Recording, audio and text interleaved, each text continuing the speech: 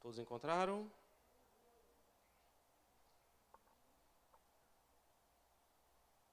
Muito bem.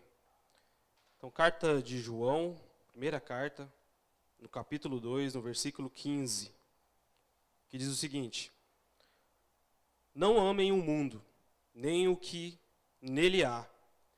Se alguém ama o mundo, o amor do Pai não está nele. Pois tudo que há no mundo, a cobiça da carne, a cobiça dos olhos e a ostentação dos bens, não provém do Pai, mas do mundo. O mundo e a sua cobiça passam, mas aquele que faz a vontade de Deus permanece para sempre. Deus Pai, nós te damos graças, Senhor, nessa noite. Honramos o teu nome, Deus, e pedimos, Pai, fala aos nossos corações através da tua palavra, que é viva e eficaz, Senhor. Que possamos, Deus, nessa quarta-feira, Deus, ouvir a tua voz, Pai, através da Bíblia Sagrada, Pai. É isso que nós te pedimos, Pai, em nome do Senhor Jesus. Amém. Amém. Então aqui nós estamos em mais um teste. Eu já falei em algum sermão que eu preguei, inclusive eu preguei aqui no começo, né, dessa capítulo 2 aqui, que Jesus era deixa eu lembrar aqui, eu já esqueci a palavra. Jesus era, versículo 2, propiciação, a palavra fugiu. Mas essa carta de João, ela sempre vem trazendo testes, irmãos, para a gente. E agora o teste é saber se você ama o mundo ou não. Já preguei aqui também, só que foi no capítulo 4, onde a gente fazia o teste se o amor de Deus estava em nós ou não. Se a gente era crente, a gente amava os nossos irmãos. Não sei se vocês lembram, mas aqui agora, se você é cristão, você não ama o mundo. Esse é um fato. Quer saber se você é um crente salvo? É fácil. Aqui está uma das provas de que você é um crente verdadeiro, genuíno. E o fato é simples, é porque os crentes, eles não amam o mundo. Como o versículo aqui já diz, se alguém ama o mundo, o amor do Pai não está nele. E se o amor do Pai não está em você, irmãos, nem em mim, nós estamos enrolados. E se nós não somos de Deus, logo nós somos do diabo. Porque esse mundo já é do maligno, né? Então o teste aqui é esse, né? É um teste que eu coloquei aqui na categoria moral, na categoria de comportamento, né? Então, se alguém ama o mundo, o amor do Pai não está nele. Simples, simples, simples. E nós temos aqui, como exemplo, uma pessoa que segue ou não a Cristo. Por exemplo, aqui na igreja, com certeza o pastor José, o pastor João, deve já acompanhou algum irmão que veio aqui, né, afirmava que amava Jesus Cristo, afirmava que era crente, que de fato queria ficar aqui na igreja, mas passado algum tempo, essa pessoa simplesmente largou a fé e amou o mundo. Foi embora. Eu estou na IBNE, deve ter uns 7 anos, e eu me lembro de pessoas que passaram aqui e estão assim hoje, infelizmente. Mas, quanto a nós, é importante observarmos isso, porque às vezes a gente passa a amar o mundo e não está vendo, com coisas que o próprio texto está falando. E um grande exemplo é Judas. Judas, ele foi alguém que amou o mundo, por isso que, ele traiu Jesus.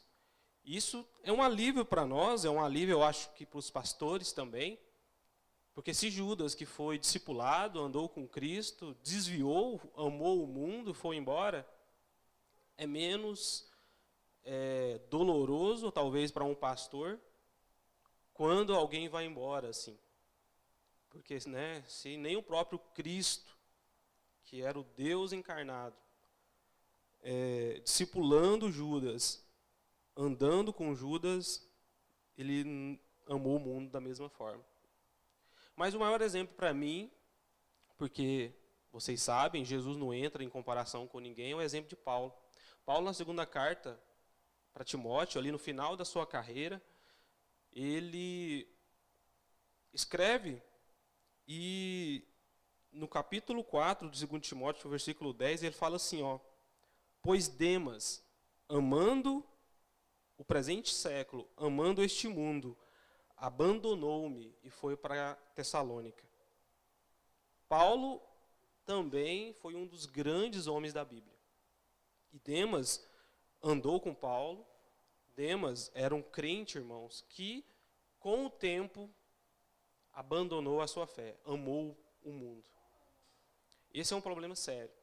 Porque andar com Paulo, eu acho que é algo que todos nós aqui gostaríamos. Um grande homem, teve revelações que ele não podia falar, nem sabia se conseguia falar com a língua que ele conhecia, mas Demas fez isso. E aí nós entramos no nosso primeiro ponto do sermão, do porquê o crente não ama o mundo, é por causa do que o mundo é. O que o mundo é faz com que nós, cristãos, não amemos o mundo. E o que o mundo é? Eu coloquei aqui, o mundo é o sistema do mal. O mundo, irmãos, esse mundo que nós vivemos, ele é o sistema do mal, de mentiras, de enganos, de trapaças. Todos vocês hoje, com certeza, ouviram ou presenciaram alguma maldade nesse mundo, seja ela qual for. Eu tive isso hoje.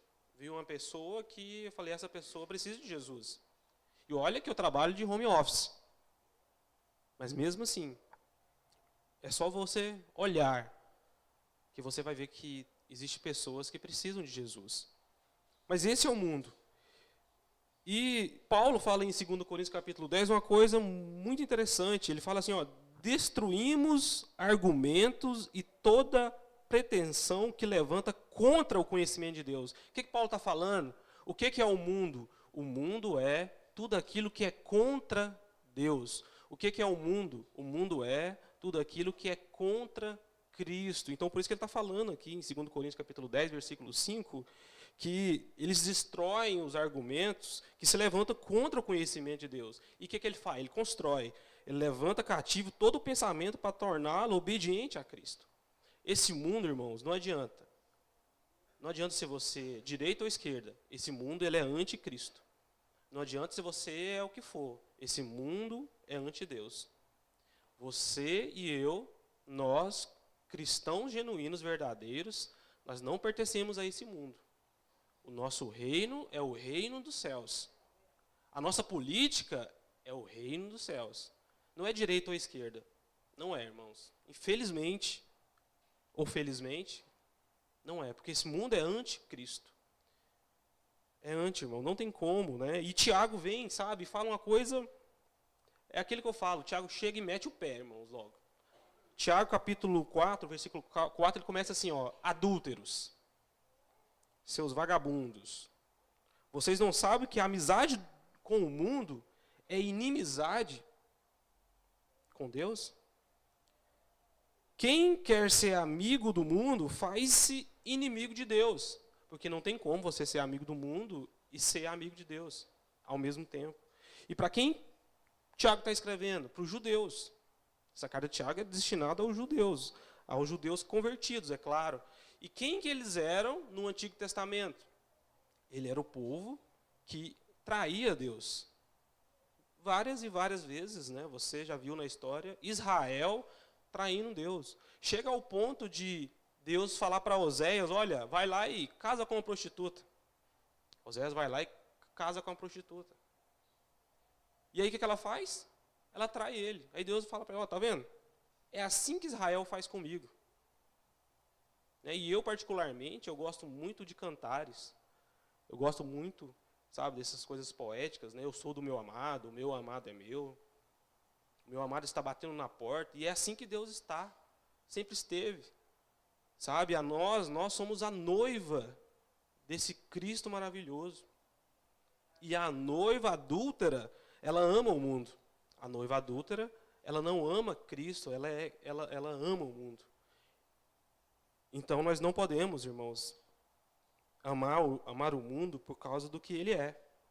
Por isso ele começa, no 1 João capítulo 2, versículo 15. Não amem o mundo, nem o que tem no mundo. Não façam isso. Porque se vocês fizerem isso, vocês se tornarão adúlteros. Porque o mundo é isso que eu falei. É mentira, é traição, é roubalheira, e não adianta, esse mundo não tem solução. O mundo, para mim, e eu acho que também aqui na palavra de Deus, é contra a verdade, porque a verdade é a palavra de Deus. A verdade é Jesus Cristo. A verdade é que todos nós somos pecadores e precisamos de Cristo. E o mundo, o que o mundo crê? Você não precisa de Salvador. Por que eu preciso de um Salvador? Discuti isso com os adolescentes, nós estudamos ciências, né? A ciência tenta provar a não existência de Deus, enfim. E a grande pergunta é, por que eu preciso de alguém para me salvar? Né? Toda pessoa comum vai indagar isso. Ela não sabe, irmão, por que ela precisa. Ela não conhece a palavra de Deus. Mas a palavra de Deus é a verdade. A palavra de Deus é a verdade. E o dia que ele conhecer a verdade, João 8,32, a verdade vai libertar essa pessoa. A verdade vai transformar essa pessoa. A verdade vai fazer essa pessoa nascer de novo. E aqui, um pouquinho mais do lado, aqui em 1 João 4,4, e aí a gente entende o texto.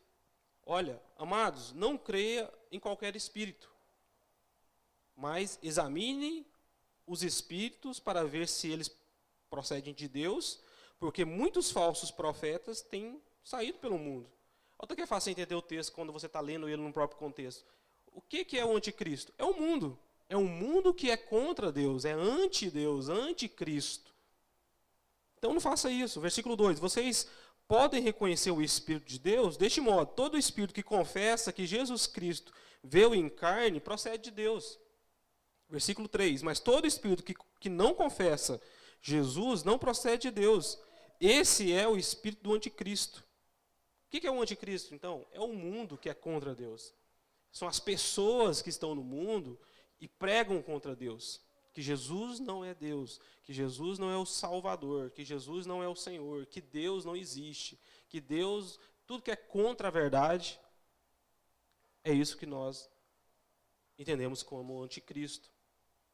E nós não cremos nisso, pelo que o mundo é. Né? E aqui no capítulo 5 ainda, da mesma carta, aqui no versículo 19, você pode ler, sabemos que somos de Deus e que o mundo todo está sob o poder do maligno. Então esse mundo não tem solução. Esse mundo não tem jeito, irmãos. A Bíblia Sagrada deixa claro que o mundo está sob o poder do maligno. Se você ama o mundo, você está sob o poder do inimigo, do maligno. É tão difícil, né? É tão difícil, muito difícil. Daqui a pouco nós vamos ver coisas que para você talvez é pequena, mas que demonstra que você ama mais o mundo do que a Deus, do que a verdade. Mas só para acabar o primeiro ponto, eu quero só falar aqui que certa vez Paulo também amou o mundo. Eu não peguei a referência aqui, mas o mundo de Paulo era o mundo da hipocrisia, que era o judaísmo. E aí o que ele fala? Olha, sabe o que eu acho de tudo que eu sou como judeu? Sabe o que Paulo acha? Eu coloquei a palavra bonita aqui, né? Comparada com Cristo, ele acha esterco. Mas a gente temos adolescentes, crianças, que não sabem o que é um esterco. Nunca morou na roça, mas eu vou explicar para vocês. Esterco é bosta, que daí você junta e vira esterco. Então, para Paulo, o que é ser judeu, mestre da lei, um dos maiores da época, é bosta. É a palavra da Aline. Isso é para Paulo. Ele não amava mais isso. Ele considerava Cristo muito maior. A partir do momento que ele encontrou a verdade. Que ele encontrou a Cristo. Porque ele sabia que Jesus havia feito dos dois povos um. Não havia mais judeu. Não havia mais grego, nem bárbaro, nem cita. Não, Cristo é um em todos.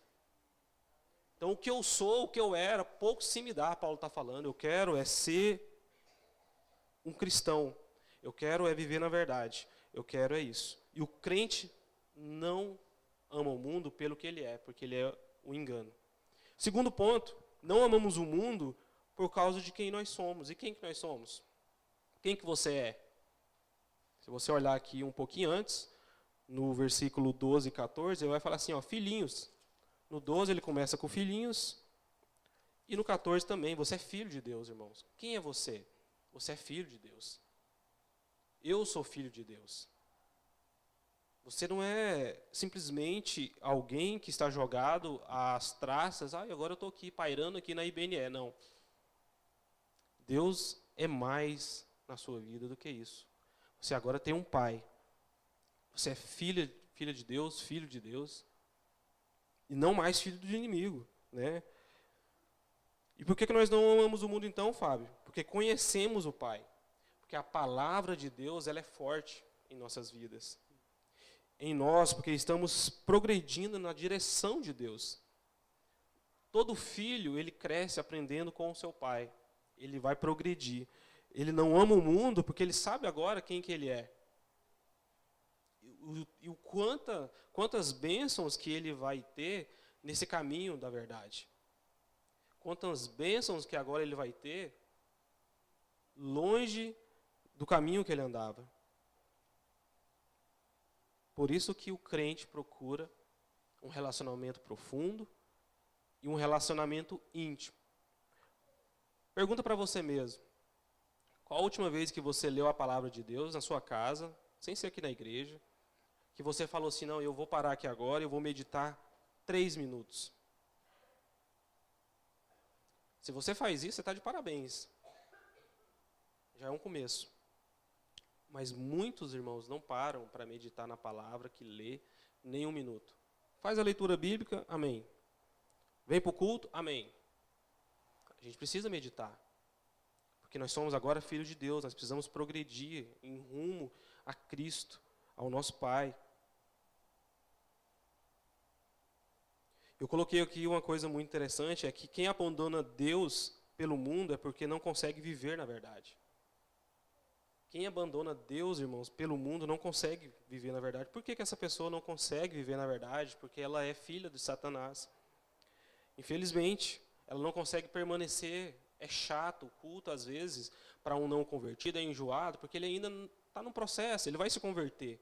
Mas quando a pessoa já parece ser crente, está como crente, um dia vai embora, porque ela nunca foi. Ou só se desviou do caminho um tempo, vamos falar assim, né? E futuramente Deus vai ter uma misericórdia, ainda vai salvar. Mas existem pessoas, irmãos, que de fato são filhas de Satanás. Só que tem uma questão. Nós que vivemos na verdade, nós não somos imunes às coisas do mundo. As coisas do mundo nos atraem ainda. Por mais que nós somos filhos de Deus, por mais que nós sabemos quem nós somos, por mais que nós não vivemos no mundo, por mais que nós não queremos as coisas do mundo, por mais que às vezes a gente, nem precisava dizer, você não pode ir na pecuária. A pecuária não é coisa de Deus. Mas não precisa nem dizer isso, irmãos. Não precisava nem dizer, né, pastor? Não precisava nem dizer.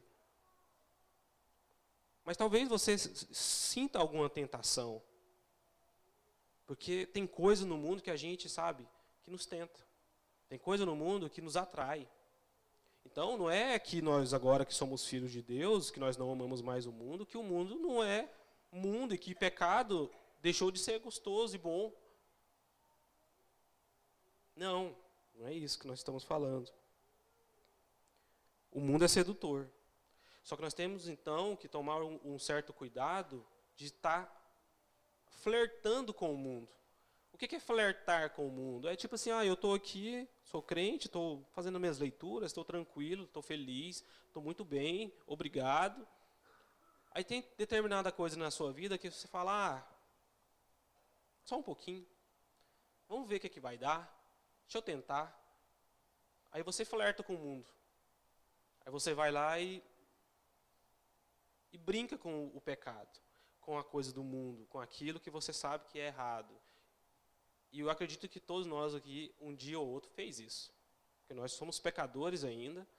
Né? Só que qual é a grande diferença, então, irmãos? A diferença é que o verdadeiro crente, ele quer voltar à santidade. O verdadeiro crente, ele não quer o mundo. Ele sabe quem ele sabe que ele está falho agora, mas ele quer voltar.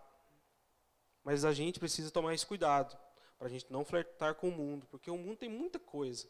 Seja filosofia, né, outras religiões. Tem muita gente que se sente atraída por outras religiões. Ele crê em Jesus, mas eu acho legal ali a religião Seishonoye e tal. Não sei se você já ouviu falar, mas é uma religião louca aí, meu filho.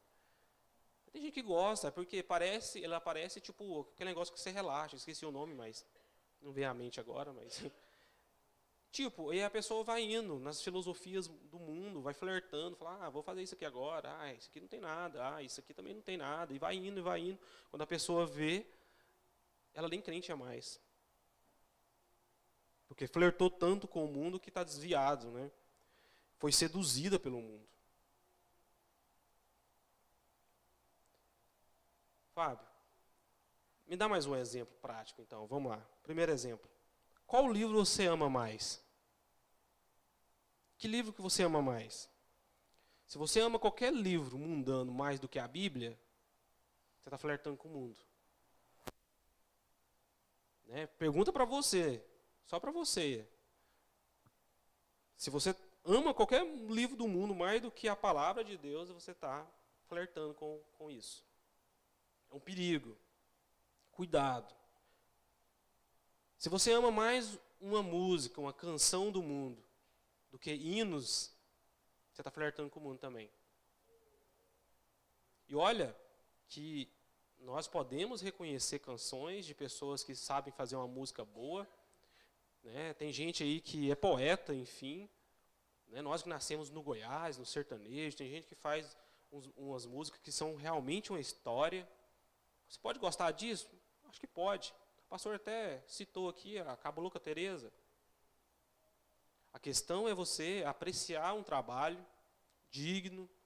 Outra coisa é você amar mais isso do que estar aqui no momento de adoração a Deus, no momento único e especial, onde você, sabe, abre o seu coração, olha para dentro de você e fala, Deus, eu não sou nada, mas eu venho aqui e louvo o seu nome. Eu amo mais o Senhor do que a minha vida lá fora, por isso que eu estou aqui. Cuidado. Se você ama mais as pessoas do mundo do que a Deus, esse é outro problema. Os amigos, se você ama mais qualquer pessoa mais do que a Deus, é um problema também. Os mais jovens que têm mais esse problema, né? Eu acho que no caso dos adultos é mais assim, ou ama mais o marido ou a esposa. Os adolescentes é mais o amiguinho da escola, a amiguinha da escola, o namoradinho da escola. Se você está amando mais qualquer pessoa mundana do que a Deus, você está flertando.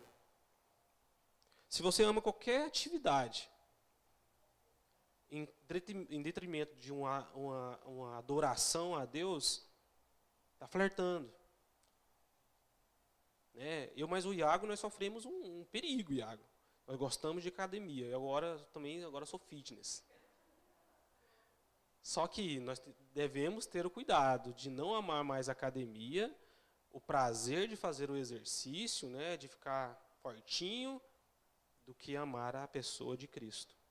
O que é mais importante para mim? O que de fato me move a minha vida? Deixa eu ver mais que eu coloquei aqui. Se você ama qualquer outro empreendimento mais do que vir aqui na igreja e servir a Cristo, é outro problema. E olha que tem empreendimento que você vai, é só suquinho, aquela coisa maravilhosa. É tipo estreia, né? O Cristiano agora, lá na Salutar, ele deve que vai muito. Eu ia na época lá.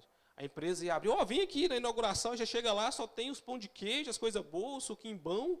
Você, tirania, né? Então você não pode amar mais isso do que vir e servir na igreja.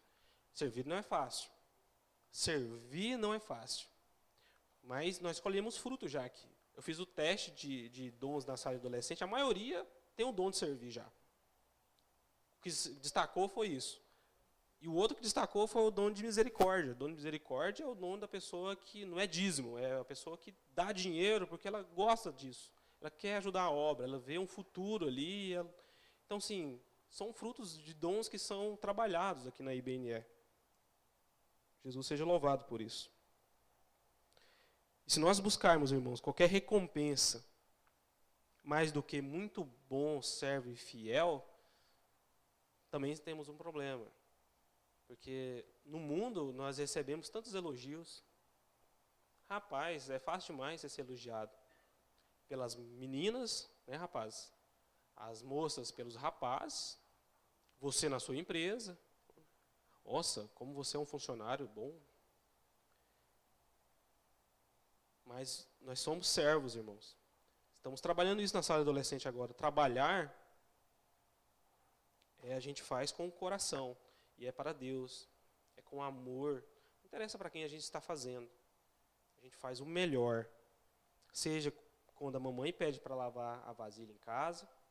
Seja quando o papai pede para segurar lá assim. Nossa, eu odiava quando meu pai fazia isso. Aí ficava horas. Meu pai deve estar lá em casa assistindo, mas dava uma descrença quando meu pai me chamava. Fabinho, vem cá, não sei o quê. Chegava lá para segurar alguma coisa para ele pregar, parafusar. Aí você ficava lá. Aí você torcia. Ah, não. Mas enfim. Precisamos tomar esse cuidado, irmãos. Precisamos colocar as nossas esperanças, expectativas, afeições, prazeres nas coisas do alto. E não aqui nas coisas terrenas. É difícil. Eu sei que é difícil, às vezes, a gente não vê as coisas assim como a gente está vendo no mundo. Né? A gente quer a recompensa rápida, breve. Mas vamos juntar tesouro no céu, irmãos. Que nem a traça, nem nada corrompe.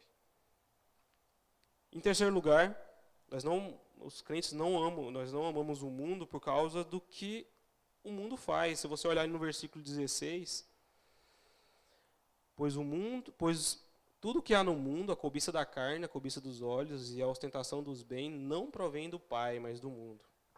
O que o mundo faz, então? Irmão, o que o mundo faz é incitar você a pecar. É isso que o mundo faz. Ele incita você a pecar e assim vai. As festas é para isso. Não existe uma festa hoje que não tenha droga. A não ser aniversarinho de criancinha e olha lá, né? Mas, enfim, as festas são assim, tudo mais ou menos é assim. O mundo faz isso, é incitar eu a pecar. E aí que está. Se eu vivo no mundo, eu preciso correr de tudo aquilo que me leva a pecar. Às vezes eu sou meio quadrado, eu confesso. Né? Teve uma vez que nós fomos para Caiapônia, na cidade do pai da Carta, e eu dei trabalho para a Carta, porque eu não queria, porque eu sabia que a festa lá seria aquela festa. Vocês sabem como é que é a festa do mundo. Eu dei trabalho para a Carta, e até eu entender que eu precisava pagar esse preço. Mas eu fui lá, deixei o povo lá do lado deles, fiquei na minha, passou. Mas a gente sabe, irmãos, que a festinha da família, o que vai ter lá? A gente sabe o que a festinha dos amigos da empresa vai ter lá. A gente sabe. A gente entra naquilo sabendo onde a gente está entrando. A gente flerta com aquilo tão fácil. Então a gente não pode se enganar. É um mundo. E tome muito cuidado, porque lá a chance de você pecar e você ser levado a pecar é grande. Mas nós agora estamos na luz. Nós agora estamos no reino. Nós agora estamos na verdade. Né? Nós acreditamos na verdade. Nós vencemos o mundo. Nós não vivemos assim. Não, nós não vivemos assim. O coração do cristão, por mais que ele está, às vezes, em ambientes assim, ele anseia para aquilo passar. Ele anseia por viver com Deus, ele anseia em não estar ali. Né? O pastor citou esses dias, por exemplo, o exemplo da Carta, ela tem que trabalhar na pecuária. Mas eu sei o quanto ela odeia aquilo. Eu sei que aquilo não é onde ela queria estar. E há tantas coisas, irmãos, que às vezes nós gostamos que prejudicam as nossas vidas. Que nós precisamos parar e olhar e fazer uma avaliação sincera com nós mesmos. Porque não adianta eu vim aqui falar. Sei que a palavra de Deus vai tocar no seu coração, sei que Deus é que vai tocar, o Espírito Santo é que vai falar, mas você precisa se analisar. Você precisa falar assim, onde eu estou indo, onde eu estou visitando, com quem eu estou sentando, quem são os meus amigos. Porque muita gente vai trabalhar e a filha fica em casa, e aí a casa enche de toda a espécie de amiga do mundo. E não se engane, ela está sendo influenciada naquele momento. Ele está sendo influenciado naquele momento. Então, muito cuidado com tudo, irmãos. Seja na sua casa, seja com seus filhos, enfim. Agora tem uma coisa interessante aqui, é que nós não estamos falando de você evitar a questão de recursos materiais. Olha só o 17 aí, ó, o 1 João 3,17, ele fala assim, ó. Se alguém tiver recursos materiais e vendo o seu irmão em necessidade, não se compadecer dele, como pode permanecer nele o amor de Deus? Então, ele não está falando de carro, ele não está falando de casa, não está falando que você, que não vive no mundo, não pode ir lá conquistar as suas coisas, ter as suas coisas. Isso não é problema nenhum. O que ele está falando aqui é que quando você tem, você precisa ajudar. Quando você tem, você precisa fazer alguma coisa. Na realidade, tudo que nós ganhamos, irmãos, é para abençoar pessoas. Com certeza é para isso. O dinheiro que passa é para a gente abençoar pessoas. Mas muitos de nós amamos mais o dinheiro. Sabemos que o dinheiro é do mundo. Sabemos que quem ama o dinheiro está adorando a Mamon. Mas não é fácil. Mas vamos lá. O que é cobiça da carne? Para a gente finalizar. O que é cobiça da carne? Coloquei aqui. Chama de imaginação que está enterrada no fundo do homem sob a racionalidade que corrompe seu pensamento. Então a cobiça da carne é uma chama, irmãos, que está em nós. Está enterrada no fundo do homem e corrompe o seu pensamento.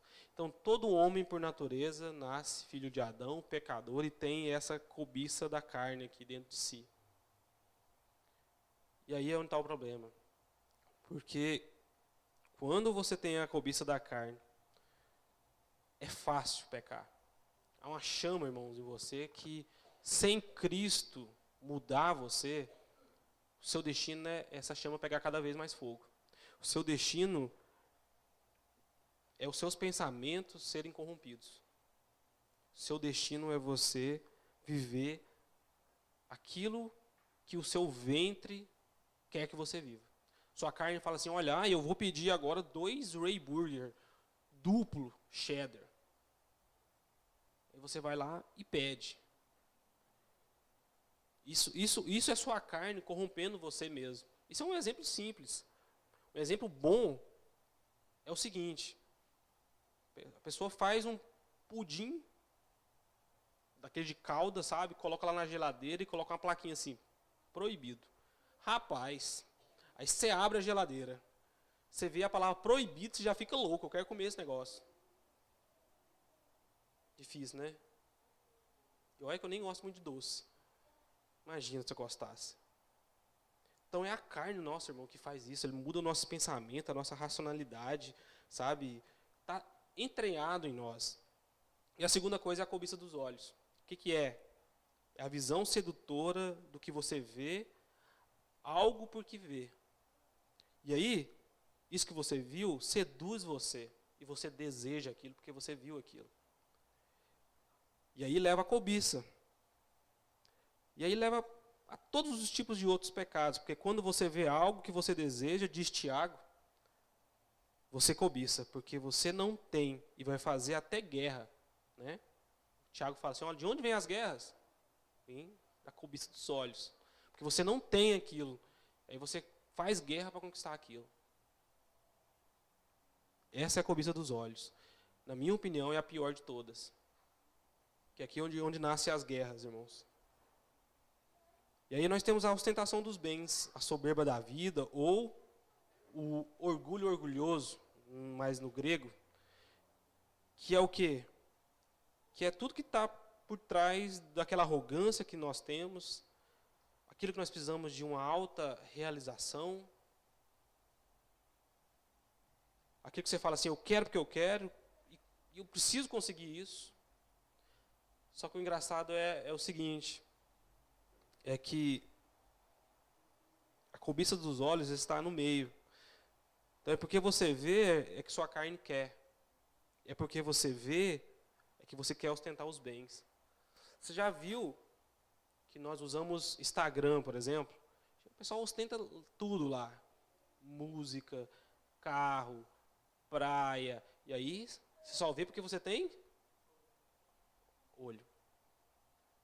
Aí onde vem as guerras, irmãos. Aí onde, vou falar uma coisa para você. Os olhos é uma porta fácil demais para a gente errar. Porque você vê. Aí você vê até pudim lá, não precisa nem abrir a geladeira.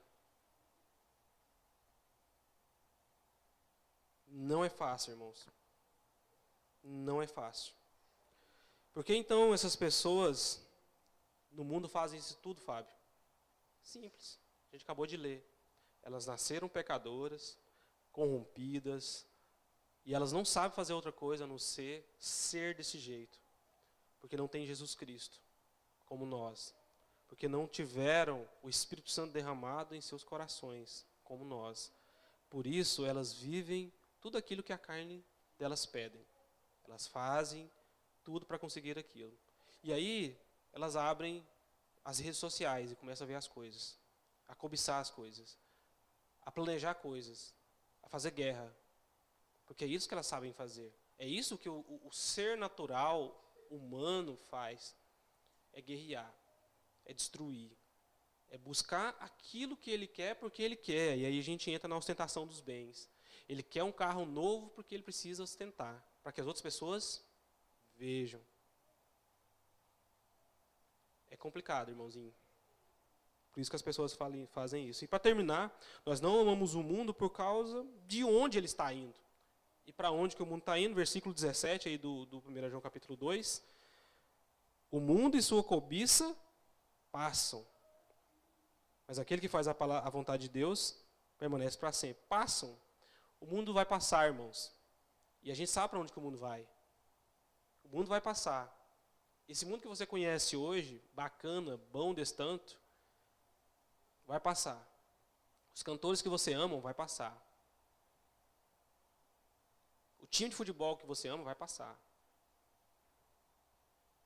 Esse sistema desse mundo vai acabar. E nós teremos o quê, então? Novos céus, nova terra. Na minha opinião humilde, eu acho que Deus vai meter o pé em tudo e vai criar de novo. Se é novo, é novo. Ou reforme, não sei. Porque reforma também é novo. Mas eu só sei que não vai ser desse jeito. Porque esse mundo, essa vida vai passar. É por isso que nós não amamos isso. Isso é temporário. Esse prazer do aqui e agora, irmãos, ele é temporário. Ele está indo para o inferno. O mundo vai para o inferno. Nós que fazemos a vontade de Deus, o que acontece com a gente? Nós que fazemos a vontade de Deus, permanecemos para sempre. Porque nós fomos salvos por Jesus. Porque um dia a graça de Deus abriu os nossos olhos espirituais e fomos alcançados. E vamos viver para sempre. Porque Jesus nos alcançou. O mundo está passando, mas nós não iremos passar. 2 Timóteo capítulo 3, versículo 3 diz assim: contudo, os perversos e impostores irão de mal a pior, enganando e sendo enganados. E uma coisa que eu, cada vez que vivo, e olha que eu sou novo, e vejo é que os meus filhos viverão uma época pior que a minha. Porque o mundo, irmãos, ele não tem solução, ele só vai ser pior e pior e pior. Hoje a gente vê tanta coisa, e tanta coisa, e tanta coisa. Não foi fácil, não vai ser fácil. Então, assim, a gente pensa, vou ter filho? Não sei, porque esse mundo ele vai passar e vai ser cada vez pior e pior e pior. Se você tem alguma esperança nessa vida, Paulo diz, você é o pior. Não, você não pode ter esperança nessa vida, irmãos. Para essa vida, apenas para essa vida, para esse mundo, você é o pior dos miseráveis. A nossa vida, a nossa esperança está na vontade de Deus. E aos jovens? A Bíblia fala aqui, né, um pouquinho mais para frente, que, ó, jovens, vocês sois fortes, porque vocês venceram o mundo, o maligno. E o que faz um jovem forte? A palavra de Deus, está no texto. É a palavra de Deus, por isso que o jovem é forte. O jovem BNE é forte, João Gabriel, Carol, Flávio, entre outros, só são fortes, só vencem o mundo com a palavra de Deus. Sem a palavra de Deus, nós não vencemos o mundo. Adolescentes, crianças, com a palavra de Deus. E aí você pergunta, Fábio, mas então qual que é a vontade de Deus para a minha vida? Qual que é a vontade de Deus? Deus falou já, tantas vezes. Este é meu filho amado, ouça-o. Não foi assim que Deus falou? Ouça Jesus Cristo. É assim que você faz. João 6,40, porque a vontade de meu Pai é que todo aquele que olhar para o Filho e nele crer tenha a vida eterna. E eu ressuscitarei no último dia. Então não há nenhuma ameaça, irmãos, para nós crentes. O que eu falo para você, para finalizar, é: não ame o mundo, nem o que nele há. Você sabe agora o que o mundo é, o que ele faz, para onde ele está indo. E principalmente, quem você é. Quem você é, muda tudo. Muda tudo, porque Jesus que está em você é maior do que o mundo. O que está em nós é maior do que está no mundo. É simples, irmãos. É simples. Pai, nós te damos graças, Senhor, pela tua palavra, Deus. Maior é o Senhor que está em nós do que está no mundo, Deus. Que nós sabemos que é o diabo, é o inimigo, são as hostes inimigas, Pai. E trabalhe em nossas vidas, Pai. Desperte em nós, Deus. Abra os nossos olhos, Pai. Se nós não somos ainda salvos, Deus, salva-nos, Pai. Se nós ainda, Deus, não iremos viver para sempre, Deus, nos encontre. Rasgue os nossos corações, Deus. Mostre a tua verdade. Porque nós sabemos que quando nós conhecemos o Senhor, nós conheceremos a tua verdade. Livra-nos, Pai. Livra-nos, Deus, do maligno, porque nós não iremos sair desse mundo agora, estaremos vivendo nele, mas livra-nos do mal, Pai, do maligno, de toda a vontade do diabo sobre as nossas vidas. Ele quer nos tragar, Deus, ele está ao nosso derredor. Que as suas setas, Pai, não possam, Senhor, alcançar, Deus, os nossos olhos, a nossa carne, Deus, nossas vontades, mas que a nossa vontade seja fazer a sua vontade, servir ao Senhor, seguir a tua palavra, Pai. Pai, eu lhe peço, Deus, em nome do Senhor Jesus, Deus, nos ajuda cada dia mais, Pai. Em nome do Senhor Jesus, amém.